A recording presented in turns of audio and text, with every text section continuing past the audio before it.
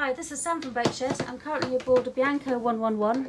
I'm just going to show you around now so you can see what's here. We've got the heads there, as you see. Nav station. And nice wide saloon area.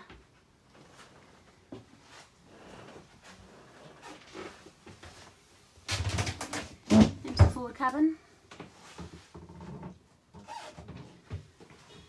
And around we go.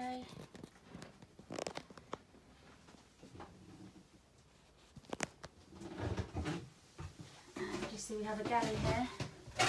There's a freezer and a cool box. And now just through into the aft cabin, which is very spacious, as you can see.